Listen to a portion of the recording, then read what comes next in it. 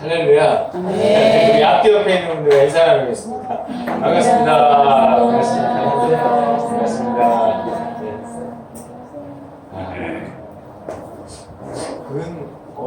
지금 최소 인원인 것 같아요, 지금. 오늘보다 적게 나온 적이 언제였는지 잘 모르겠는데, 최근에 중간이 계속 미기 시작하면서. 그러게요. 이러저러 사연들이 많으시네요. 김구정 의사님 먼저. 네. 네. 연세가 드신 분이시고요. 네, 오늘 말씀을 먼저 제가 전하고요. 그 다음에 끝난 후에 우리 박래선 교사님 선교 보고를 하도록 하겠습니다. 오늘 제목이 당당함은 내 몫이다 라는 제목으로 말씀을 나눠보고자 합니다. 네, 우리 그걸 보면서 이렇게 넘겨주세요. 요즘 그 주삼 큐티의 본문이 뭐죠? 네, 출애굽기인데 거기에 이스라엘 백성들을 애굽에서 건져낸 그 모세가 하나님께 그 사명 건져내기 전에 그 사명을 받는 이 장면이 나오더라고요. 이번 주에 하나님이 어디에서 말씀하시냐면 이렇게 불타는 가시떨기 나무를 통해서 말씀하십니다. 그런데 그 본문을 이렇게 묵상하는 중에 이거다 하는 생각이 좀 들었어요. 이런 본문이 나와 있습니다. 출애굽기 3장 2절에 읽어보겠습니다. 시작. 여호와의 사자가 떨기나무 가운데로부터 나오는 불꽃 안에서 그에게 나타나시니라. 그가 보니 떨기나무에 불이 붙었으나 그 떨기나무가 사라지지 아니하니라. 이랬어요. 재밌는 표현이에요. 떨기나무에 흔해요. 이렇게 그 이스라엘 광야에 가면 떨기나무가 흔하게 있는데 그 떨기나무에 불이 붙었는데 불이 붙을 수 있거든요. 이렇게 벼락이 친다거나 건조하기 때문에 불이 붙을 수 있어요. 이렇게 보는데 이게 불이 붙으면 이게 막 날리고 막 이게 없어져 가야 되는데 불이 붙었는데 그 나무가 그대로 있는 거죠. 여러분 그 흔히 쓰는 표현 중에 열정에 불을 붙인다 이런 표현이 있어요. 혹은 열정이 불타오른다 이런단 말이에요. 열정을 불에 비유한 거예요. 불에. 이게 뜨겁게 살아간다는 거예요. 또 이렇게 열정적으로 살아가는 사람들이 보통 성공하고 또 그런 사람들을 칭찬합니다. 그런데 그 열정의 기초가 뭔가 이렇게 봤을 때 가만히 생각해보면 그게 그냥 욕심이더라고요. 근데 그 욕심이 그 사람의 어떤 기질이나 이렇게 성격과 결합해서 열정이라고 우리가 이렇게 형태로 그런 형태로 나타나고 우리가 그걸 열정이라고 이렇게 좋게 표현을 해주는 거죠. 하지만 가만히 보면 그 열정의 기초는 욕심이더라는 거예요. 우리가 성경적인 생각으로 이렇게 보면 그걸 무조건 칭찬할 수만은 없는 노릇이라는 거예요. 이 사람들의 열정이라고 부르는 것을 오히려 경계해야 합니다. 그러면 이 욕심이 가져오는 열정은요, 그냥 나무에 불이 붙은 것 같아서요. 이게 에너지를 내기 위해서, 그래서 어떤 성과와 결과를 얻기 위해서 자기를 이렇게 태워가면서 불을 내는 거예요. 그래서 결국은 자기를 소진시키는 거예요. 나를 희생시켜서 어떤 목표에 도달하게 한다는 거죠. 그러니까 사람들은 그 열정적으로 어떤 결과를 이룬 사람들이 결국 하는 말들을 이렇게 보면 성공한 것만을 놓고 말하면 성공한 것 같지만 또 그 사람의 이야기 가운데 어떤 이야기들이 있느냐면 이게 무언가 공허하다. 알게. 자기가 원하는 걸 얻었는데도 자기가 다 타버려서 공허한 거예요. 이게 정말 내가 원하는 거였나 싶은 거죠. 봐야 되겠어. 넘어갔어. 이게 뭐야? 이게 뭐야? 정말 아니 뭘 찾다 보니까 이렇게 있대요. 이게 뭐야? 뭐 이런 거죠. 무언가 자기가 이룬 것 같은데 그래서 사람들의 어떤 선망의 대상이 되고 사람들이 나를 부러워하는데 정작 자기 안에는 이게 뭐야? 하는 마음이 있다는 거예요. 그래서 세상은요 성공해도 실패해도 다 공허하잖아요. 돈을 벌긴 벌었는데 난 이미 뭔가 이렇게 늙어버렸어. 그러면 돈을 손에 쥐고도 이게 뭔가 싶은 거예요. 불타오르긴 했는데 내가 소모되어 버린 거죠. 도대체 무엇을 위해 이렇게 열심히 살았는가 싶어요. 뭐 그나마 위안이 되는 것은 그래도 뭐 자식들이 이만큼 커졌다는 거. 뭐 그냥 그 정도더라고요. 나무에 불이 붙었는데 그래서 불타올라 열정적으로 살았는데도 그 나무가 그대로 있을 수는 없을까요? 어떤 불이 나를 소진시키지 않으면서도 내 삶을 열정적으로 만들고 후회 없는 삶을 살게 할 수는 없을까요? 이 모세가 만난 가시떨기 나무가 그랬다는 거예요. 불타오르지만 사라지지 않는 그 나무를 통해서 하나님 모세에게 네가 감당할 이 사명을 통해 너는 소진되지 않는다. 이렇게 말씀하고 있는 거잖아요. 저의 묵상. 오히려 그 사명과 열정은요, 평범한 그 나무를 더 영광스럽게 만들었어요. 어떤 그 수많은 가시떨기 나무가 광야에서 있다가 사라졌지만 지금 사람들에게 회자되고 이 나무가 그 나무일 거야 하면서 지금도 성지순례에 가면 그 캐더린 수도원 안에 그 나무를 이렇게 보호해놨어요. 되게 멋진 가시떨기 나무가 하나 있어요. 그러기 위해서 우리에겐 새로운 사명뿐만 아니라 그 사명을 감당케 할 새로운 열정이 필요합니다. 우리는 새로운 열정으로 일해야 돼요. 불타는, 그러나 나를 소진시키지 않는 열정. 여러분, 그 열정을 갖게 하는 불이 있어요. 그 불이 뭘까요? 나를 타오르게 하지만 나를 소진시키지 않는 그 불. 어떤 불? 성령의 불이죠. 성령의 불이 붙어야 한다는 거예요. 그래서 성령을 불에 비유해요. 그리고 예수님은 우리에게, 세례요한이 뭐라 그러냐면 예수님은 우리에게 성령과 불로 세례를 베푸실 것이다. 이렇게 이야기합니다. 바울도요, 우리에게 성령으로 뜨거워진 마음을 가지고 봉사하라 그래요. 로마서 12장 11절, 우리가 흔히 자주 인용하는. 읽어볼까요? 시작. 열심을 내어서 부지런히 일하며 성령으로 뜨거워진 마음을 가지고 주님을 섬기십시오. 성령이 우리에게 열정의 불을 붙인다는 거예요. 여러분은 어떤 열정으로 일하고 있나요? 뭔가 그저 염려와 욕심이 만든 열정 아니에요? 내가 이렇게 일하지 않으면 우리 가족이 어떻게 큰일 나잖아. 내가 이렇게 열심히 하지 않으면 안 되지. 내가 열심히 하고 내가 빨리 빚을 갚고 빨리 이런 열정이에요. 그런 염려와 욕심이 만든 열정이에요. 열심히 일하고 또 돈 벌어오니까 그냥 만족하는 거 아니에요? 점검해야 돼요. 사도 바울은요, 성령의 열정으로 일했던 사람이에요.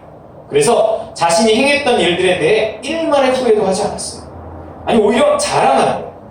그가 자신이 한 일을 자랑하듯 말할 수 있는 것은 그게 자기가 한 일이 아니기 때문에 그렇게 자랑할 수 있는 거예요. 성령으로 행했으니 성령을 자랑한 거고, 믿음으로 행했으니 하나님을 자랑한 거예요, 바울은. 오늘 본문이 그렇다니까요. 오늘 본문은 사도 바울의 자기 자랑이에요. 나 열심히 했어. 니들 알지? 이러는 거예요. 되게 웃겨요. 이렇게 가만히 읽어보면. 사도 바울이 에베소에서의 3년의 사역을 정리하며 하는 말이에요. 그는 언제나 어디를 가나 열정적으로 살았어요. 하지만 그것이 자기 욕심에 의한 열정이 아니었기에 소진되지 않았고요. 그래서 공허하지 않았어요. 그러니까 자랑까지 할 수 있는 거예요.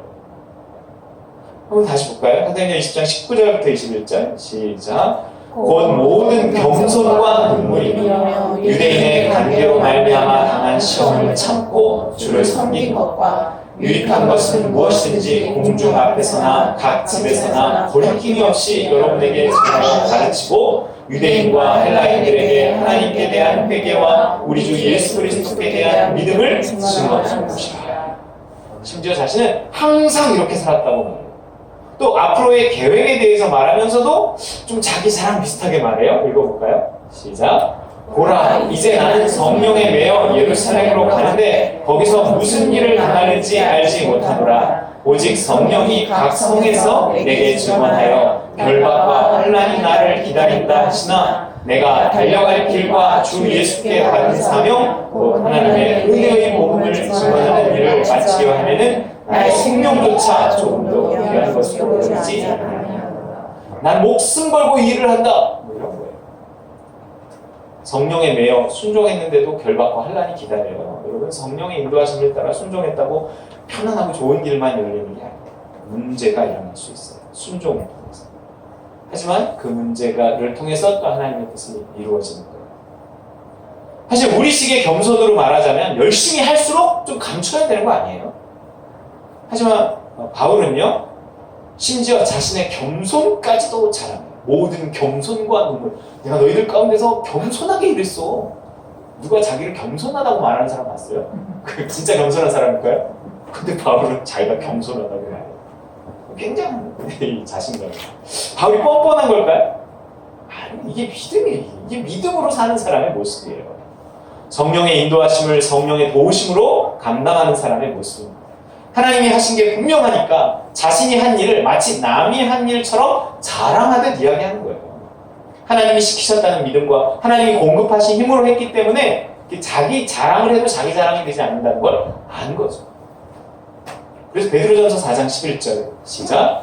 만일 누가 말하려면 하나님의 말씀을 하는 것 같이 하고 누가 봉사하려면 하나님이 공급하시는 일로 하는 것 같이 하라. 믿음을 가지고 말하고 믿음을 가지고 일하고 그렇게 하라는 거예요. 그래서 어려움도 견딜 수 있는 거예요. 시킨 대로 했다 하는 믿음이 확실했기 때문에 어려움이 와도 그걸 견딜 수가 있는 거예요. 그냥 내 실수나 잘못된 선택 때문에 온 고난이라면 죄책감과 부담이 가득할 텐데 아무리 생각해도 믿음으로 했기 때문에 당당할 수 있는 거예요. 그러니까 고난까지도 자랑하는 거예요. 뭐라 그래요? 20장 19절에 모든 겸손과 눈물이며 유대인의 간계로 말미암아 당한 시험을 참고 주를 섬기니. 여러분, 바울은요 자신의 삶 전체에 대한 당당함이 있었어요. 그래서 심지어 너희 중에 누군가 구원받지 못한다 해도 내 잘못이 아니야. 왜냐하면 난 해야 할 말을 다 했고 최선을 다했기 때문에. 이런 말이 본문에 있어요. 그게 26절, 27절이에요. 시작. 그러므로 오늘 여러분에게 증언하거니와 모든 사람의 피에 대하여 내가 깨끗하니 이는 내가 꺼리지 않고 하나님의 뜻을 다 여러분에게 전하였습니다. 이게 그 말이에요. 모든 사람의 피에 대해 깨끗하다는 거예요. 그래서 김재엽 사님 복지관에 있는데 나중에 하나님 앞에 가갖고 야 내가 복지관에서 너를 통해 구원할 사람이 있었는데 야 네가 안 해갖고 야 그 사람 지옥 갔어. 혹시 이런 말 들으면 어떻게 해요? 항상 우리는 이런 두려움이 있는 거예요. 그런데 바울은 전혀 그러지 않아요. 난 해야 할 말을 다 했고 가르쳐야 될 것을 다 했고 나는 최선을 다했어. 그래서 난 너희들의 피에 대해서 깨끗해. 너희가 혹시 실족하거나 혹시 그래도 믿음을 갖지 못해서 지옥에 간 거에 대해서 나는 책임이 없어. 뭐 이런 얘기예요. 몰라. 이 당당함. 우리 중에 누구는요 교회를 떠날 수도 있고 구원을 못 받을 수도 있어요. 하지만 내 책임 아니다. 난 최선을 다했으니까. 아니 아무리 최선을 다했어도 좀 미안한 거 아니에요? 하지만 미안함은 내 몫이 아니고요 당당함만이 내 몫인 거예요. 이거 보면서 그래서 난 이게 뭔가 이렇게 부러워요. 당당함, 최선을 다했다는 확신. 나도 나름대로 믿음으로 뭔가를 한다고 하지만 쓸데없는 착함이랄까? 저는 늘 뭔가 미안해요. 어딜 가나 뭘 하나. 특히 교회에 대해서 좀 더 그래요. 제가 일하면서 목회하고 있잖아요. 분명 하나님이 인도하시고요 그 길을 여셨어요. 그러면 당당히 가면 되는데 그걸 알면서도 때때로 교회에 미안한 마음이 자꾸 드는 거예요. 일하는 곳이 바빠서 열심히 일하고 있으면 열심히 하니까 뭐 당당해야 되는 거예요. 그렇잖아요. 뭐 자기가 하는 일 열심히 한다는 건 자랑할 만한 일이잖아요. 그런데도 문득 내가 이렇게 열심히 일해도 되는 걸까? 이런 생각이 들어요. 내가 이렇게 바쁘면 안 되는데 이런 생각이 들어요. 여기서 좀 이렇게 부담이 와요. 또 뭐 두 가지 일을 다 열심히 하고 있다고 생각했을 때조차도 뭔가 또 뭐 그 이상의 일을 해야 되는 건 아닐까? 하는 생각이 자꾸 들어요. 하나님 나라 확장을 위해 난 최선을 다하고 있는가? 내가 받은 달란트에 맞게 살고 있는가? 새로운 일을 해야 되는 거 아닐까? 뭔가 이런 고민을 한다는 것이 바람직한 것 같기도 하지만 그래야 발전이 있다고 할 수도 있지만 이런 고민이 적잖이 어떤 부담과 죄책감을 갖게 한다는 거예요. 뭔가 이게 정당한 열정이라기보다 욕심 같다는 거죠. 현재 내 삶에 어떤 믿음을 가지고 그냥 감사하며 또 기뻐하면서 살 수는 없을까? 뭐 이렇게 쓸데없는 생각이 그렇게 많을까? 지금 바울이 자신의 삶을 요약하며 당당하게 자랑하는 것처럼 나도 내 삶을 좀 자랑할 수는 없을까? 믿음이 더 필요한 것 같아요. 꼭 뭐 바울만치 해야 당당할 수 있는 건 아니에요. 바울의 당당함이 많은 일을 한 것에 있지 않다는 거예요. 그 믿음대로 산 것에 있어요. 누군가 바울을 보면서 더 해야지 이럴 수도 있었다는 거예요. 그런데 바울은 당당했어요. 모든 사람은 다 자신만의 한계를 가지고 있는데 그것에 대한 고려 없이 단지 많은 일을 해야만 당당할 수 있다면 이건 사실 불공평한 거예요. 사람은 자기 환경에서 할 수 있는 어떤 여지와 한계가 다 있어요. 건강의 한계도 있고요, 물질의 한계도 있고요, 또 시대의 한계도 있고요, 재능의 한계도 있고요. 다양한 어떤 내적, 외적 그런 한계가 나를 둘러싸고 있단 말이에요. 근데 다 똑같이 누구처럼 할 수는 없는 거예요. 예수님은 그걸 어떤 달란트, 곧 그 한계를 달란트라는 것에 비유했어요. 돈에 비유한 거죠. 어떤 주인이 먼 여행을 떠나면서, 모르시는 분들을 위하여 예수님의 비유예요. 어떤 주인이 먼 여행을 떠나면서 종들에게 달란트를, 돈을 맡겼어요. 근데 어떤 사람에게 1달란트, 어떤 사람에게 2달란트, 어떤 사람에게 5달란트를 맡겼다는 거예요. 그건 일종의 그들에게 주어진 한계예요. 한계. 각 사람은 각 사람의 한계가 다 있어요. 다 누구처럼 살 수가 없어요. 그들이 그걸 가지고 장사를 해서 이윤을 남겨갖고 주인이 돌아왔을 때 다 칭찬을 받았는데 오직 1달란트 받은 사람만 장사를 하지도 않았고 그걸 그냥 돌려줬다가 주인한테 엄청 혼나고 쫓겨났어요. 여러분, 하나님은요 자기 한계 안에서의 충성을 요구하시는 거예요. 할 수 없는 걸 하라고 하시지 않아요. 다 바울만큼 해야 되는 게 아니에요. 하지만 이게 뭔가 5달란트 받은 사람만 쳐다보고 저 사람에 비해서 난 아무것도 가진 게 없다고 생각하고 일은 하지 않고 맨날 난 이렇게 살 사람이 아니야 그리고 고민만 하고 있으면 그 인생은 실패한 인생이 된다는 거예요. 1달란트 받은 사람이 아무것도 하지 않은 이유는요 자존심과 욕심 때문이었어요. 5달란트 받은 사람이 하는 일을 보면 뭔가 멋져 보이고 나도 저렇게 하고 싶은데 나도 저 정도는 할 수 있을 것 같은데 기회가 안 주어진다고 생각합니다. 특히 이런 생각으로 목회를 하면 되게 힘들고 근데 목회뿐만 아니라 모든 면에서 다 그렇잖아요. 내가 이 정도로 살 사람이 아닌데 내가 그때 그것만 아니었으면 내가 그때 우리 집이 망하지 않았으면 그때 우리 어머니가 우리 아버지가 하시는 말씀인데 어머니가 돌아가시지 않았으면 이런 평생을 아쉬워요. 그러면서 현재의 삶을 다 만족하고 감사하고 기쁘게 살아야 되는데 그걸 다 놓치는 거죠. 이루지 못한 꿈 때문에 평생 불행하게 살아가는 사람들이 많습니다. 현재에 만족하지 못하고 난 이런 일을 할 사람이 아니라고 생각하며 살아가는 거죠. 그리고 주어진 1달란트에 최선을 다하지 못하는 거예요. 결국 어디 가도 행복하지 않고 어디 가도 존경받지 못하는 불행한 사람이 되고 맙니다. 바울의 자랑이 단지 많은 일을 했다는 자랑이 아니라 믿음대로 했다는 자랑이라면 저도 자랑할 것이 있을 것 같습니다. 저 나름 믿음대로 살고 있거든요. 나름의 최선을 다하고 있거든요. 나름이지만. 지금 현재 세팅된 어떤 이만큼의 삶도요. 정말 여러 어려운 결단의 결과로 이만큼 세팅되고 이만큼 누리며 살고 있는 거예요. 그런데도 믿음이 부족하니 늘 뭔가 이렇게 미안하다. 뭔가 욕심이 남아있으니까 현재에 뭔가 이렇게 완전히 만족하지 못한다고. 물론 어쩌면 아직 충분히 열정적이고 열심히 살지 못하고 있는지도 모르겠습니다. 결국 우린 바울만큼 열정적이지도 바울만큼 당당하지도 못한 채 우리 삶이 끝날 확률이 아주 커요. 자기 자신에 대해서도 그렇지만 또한 남을 볼 때도 그래요. 남을 볼 때. 뭔가 좀 아쉬운 거예요. 제가 여러분을 보기에도 좀 그렇고요. 여러분이 저를 볼 때도 그럴 거라고요. 뭔가 아쉬워요. 근데 어쩌겠어요. 결국요. 당당함은요. 자기 자신의 몫이에요. 누가 나한테 모자라다고 해도 부족하다고 해도 내 믿음이 나에게 괜찮다. 그러면 괜찮은 거예요. 객관적인 완벽함이라 존재하지 않아요. 그냥 스스로에게 괜찮다고 하면서 살아가셔야 합니다. 잘하고 있다고 하면서 살아가요. 그 믿음을 사람이 아닌 하나님이 주신다고. 오히려 사람의 평가는요 다 엇갈리고요 다 주관적이에요. 내가 그 사람의 평가에 맞춰 살아가야 행복하지 않아요. 믿음대로 믿음만큼 그냥 최선을 다해서 살아가는 겁니다. 이 말은 저에게도 필요한 말이고요. 우리 박은혜 선교사님에도 필요한 말이에요. 그쵸? 이 싸움이잖아요. 선교지에서 삶이란 게 그런 거예요. 제가 보기엔 잘하고 있어요. 거기 간 것만 해도 대단히 좀 더 당당해지자고. 또 여기 우리 모두에게 필요한 말입니다. 그러나 그렇다고 해서 만족이라는 것이요, 우리를 이렇게 정체시켜서 안주하게 하거나 또 머물게 해서는 또 안 돼요. 자라나야죠. 좀 더 열정에 불을 붙여야 합니다. 좀 더 기도하고 좀 더 주의 일을 힘쓰고 우리 아이들을 좀 더 신앙적으로 키워내야 돼요. 욕심만이 아니라 사랑도요, 항상 좀 더라는 게 있어요. 그래서 우리를 바라보시는 하나님의 아버지의 마음에도 좀 더 하는 마음이 있단 말이에요. 만족하지만, 당당하지만 그래도 조금 더. 욕심도 끝이 없지만 성령이 주시는 열정도 이 땅에서는 끝이 없으니까요.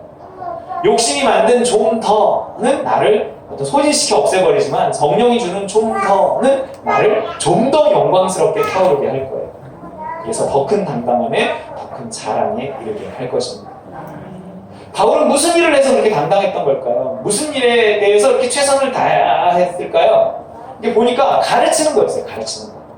그의 사명이 가르치는 거였으니까. 저도 저의 사명과 은사를 생각해 봤을 때 좀 더 당당하려면, 내 인생이 좀 더 후회 없는 삶을 살려면 가만히 생각해보니까 좀 더 가르쳐야겠더라고요. 네, 좀 더 배우고 가르쳐야겠더라고요. 왜 제가 좀 더 열심히 가르치지 못했나 이렇게 생각해보면 상대를 배려한답시고 불편스럽게 하지 않는답시고 잘 안 가르쳤던 게 많은 것 같아요. 하지만 생각해보면 그건 상대를 위한 배려가 아니라 나를 위한 거였더라고요. 그러니까 내가 가르친다고 했을 때 상대가 거절하거나 싫어할까봐, 그래서 내가 상처받을까봐 괜히 귀찮게 하지 않으려고 했던 거죠. 자꾸 저는 그 상처받을 각오를 하고 여러분에게 말씀을 나누자고 하고 말씀을 전하고 자꾸 이래야 돼요. 그렇지 않으면 내 삶이 후회되겠다. 말씀을 이렇게 묵상하면서 그런 생각이 들었어요. 바울도 끝으로 한번 볼까요? 뭐라 그래요? 유익한 것은 무엇이든지 공중 앞에서나 각 집에서나 꺼리낌이 없이 여러분에게 전하여 가르치고. 그래서 여러분 그 말씀 나눈 방 이런 데에도요, 카톡에도요 조금 더 이렇게 올리는 거예요. 그래서 어제 이렇게 생각하는 중에 성경 구절이라도 한 구절씩 조금 더 올리면, 옹달생 큐티는 뭐 길어서 못 읽을지라도 한 구절이라도 조금 좀 읽으면 좋지 않을까. 그래갖고 이렇게 그 가피풀에 들어가 보니까 그런 게 있어요. 내가 그런 걸 스캔해서 보낼까 하다 보니까 그런 게 있어서 이걸 내가 하는 게 나을까? 누가 이 일에 적합한 은사가 있을까? 그때 옛날에 제가 주네주네라는 사이트를 할 때 우리 최수현 전사님이 그걸 아주 성실히 도와줬었거든요. 최수현 전사님한테 부탁하면 좋겠다. 그래서 최수현 전사님이 아침에 그걸 하나 보낸 거예요. 최수현 전사님이 아마도 매일 여러분에게 그거를 좀 이렇게 한 구절 캡처해서 카톡에 올리면 여러분이 그거를 좀 한 구절이라도 뭔가 이렇게 믿음은 들음에서 나서 한 구절이라도 거기에서 내 인생이 좌우된 어떤 말씀이 나올 수도 있거든요. 그래서 뭔가 여러분을 조금 더 이렇게 제가 배우면서 조금 더 귀찮게 하면서 좀 더 가르쳐야겠다, 이런 생각이 듭니다. 여러분도 좀 더 협조해 주시고 좀 더 열심히 해주시기 바랍니다. 성령으로 불타오르고, 그래서 나만큼 살면서 항상 당당하고, 그러나 안주하기보다는 좀 더 자라나는 우리 다른 가족 모든 식구들 되시기를 주님의 이름으로 축원드립니다. 아멘. 우리 주신 말씀 들고 기도하겠습니다. 하나님,